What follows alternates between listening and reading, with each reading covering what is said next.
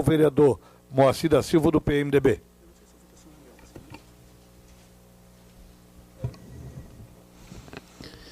Senhor presidente, membros da mesa, prezados vereadores aqui presentes, aqueles que nos assistem aqui no plenário e os que nos assistem pela TV Câmara, alguns assuntos me trazem aqui. O jornal Hora de Santa Catarina publicou hoje um informezinho pequeno sobre o Hospital Oncológico Infantil de São José. E é importante nós relatarmos algumas situações em relação a isso, né? E diz a seguinte notinha: a Fundação Hospitalar Oncológica Pediátrica de Santa Catarina está aguardando o parecer da Câmara de Vereadores de São José sobre a concessão do terreno encaminhada pela Prefeitura em março, que ainda não tenha sido aprovada aqui nas nossas comissões ou na Câmara. E é importante que a gente relate para a população, porque senão quem lê pode imaginar que a Câmara está segurando para não aprovar, e não é dessa maneira que está acontecendo. Então, eu julguei como presidente da Comissão de Saúde e Educação, junto com o vereador Lédio e o vereador Sanderson, que somos os membros, trazer alguns encaminhamentos que a Câmara julgou pertinente, dos quais um que foi um ofício encaminhado no dia 11 de abril, né, para o Hospital Infantil, porque é importante, antes que a gente faça a cessão de um terreno, que a gente junte algumas informações a respeito da finalidade a que vai se destinar esse terreno.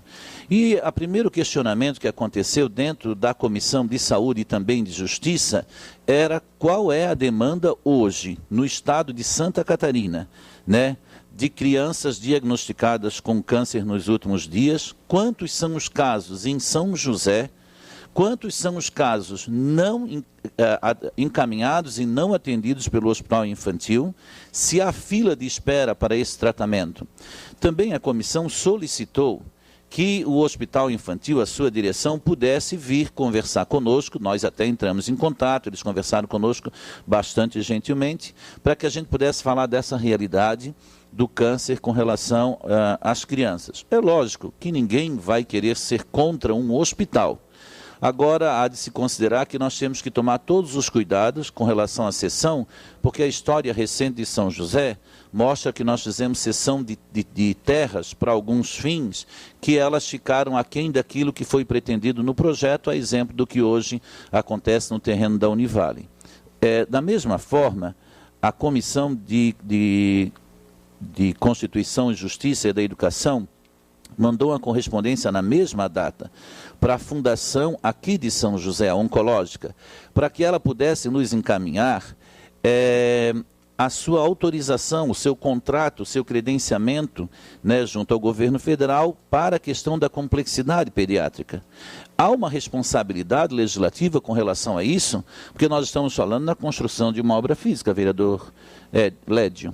Construir o prédio talvez seja a coisa mais fácil, e já é dificílima, mas a mais fácil de todo o processo. Sabemos que são tratamentos extremamente caros, extremamente complexos, e existem algumas perguntas que nós queremos responder até em função da sociedade. A sociedade quer saber se ela vai fazer um investimento hoje necessário, ou se o que tem na rede é o suficiente para fazer o atendimento, ou se nós precisamos, então, diversificar para outra linha de atendimento.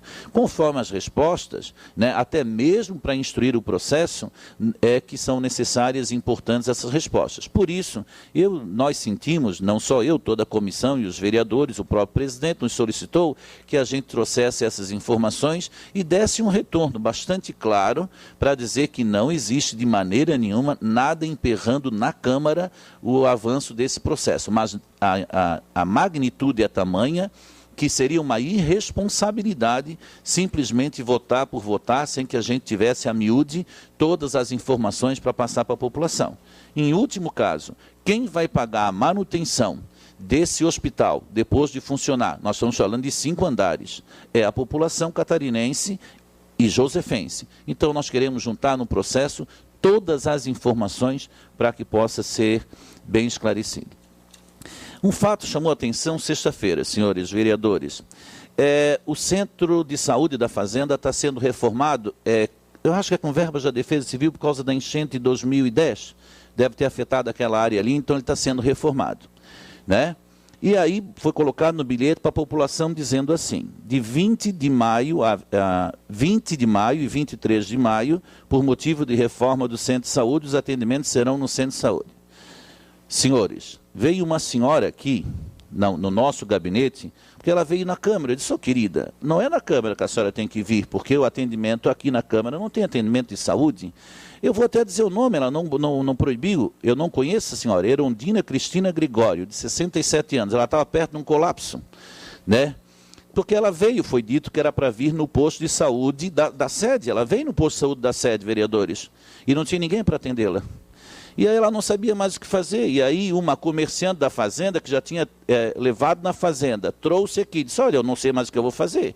Resultado, o gabinete pegou um carro particular e foi levar ela no hospital. Diga-se de passagem, não era para o hospital.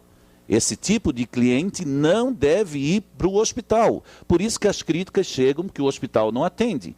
Está lotado? Lógico que está lotado. Os atendimentos básicos e as ações básicas são nos postos de saúde. A rede tem que funcionar.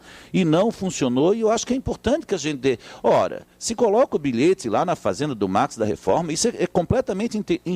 a gente entende, tem uma reforma, não dá de atender. Mas então organiza que a equipe venha para a sede, ou organiza na sede a equipe para atender, porque nós tivemos que fazer o atendimento e levar essa pessoa ao atendimento final no hospital, o que não é regular, não deve ser feito. Por último, eu queria convidar e lembrar de novo da sessão solene de quinta-feira, dia 25, é isso? A quinta-feira agora, dia 26? 26 às 19 horas, que nós vamos fazer a entrega da medalha Infância Protegida. O nome da medalha é Frei Antônio Frinken, e todos que estiverem presentes vão entender o porquê deste nome, até porque foi feito todo um relato histórico, inclusive com pronunciamentos dele, pessoalmente, que foram feitos antes do seu falecimento, e o seu olhar para o desenvolvimento social e cultural da nossa gente. E aí, essa sessão tem o objetivo de a gente poder estar resgatando as pessoas que fazem um trabalho diferenciado no resgate à criança. Senhor presidente, eu queria dizer para o senhor que nós falamos sobre a violência e a exploração sexual. Pasmem, os que nos assistem. Hoje, numa escola do nosso município, foi encontrada uma criança por volta de 10 anos, que há 3 anos é violentada pelo pai. E a mãe acoberta. A mãe, pelo menos, disse que não sabia de nada, mas a direção da escola, percebendo alguns sinais que a criança não continha as fezes, tudo, foi falando, conversando, a criança falou. Lógico, o conselho tutelar levou essa criança. Vejam que isso está muito próximo das nossas casas, e eu fico... o médico, eu não quero relatar, não vou jamais dizer nem a situação geográfica, disse que ela vai ter dificuldade novamente de conter as fezes, que está dilacerado. Um pai numa criança de 10 anos ou menos há mais de 2 anos. Barbaridade.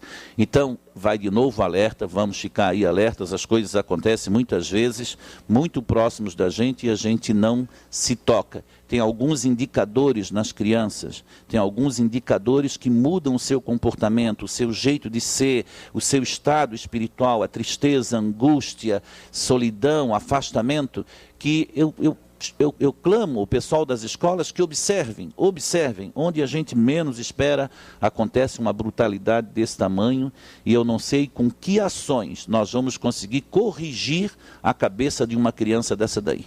Aí sim, eu digo que é uma ação de segurança pública, e não é segurança pública estadual, é segurança pública municipal na prevenção. Obrigado.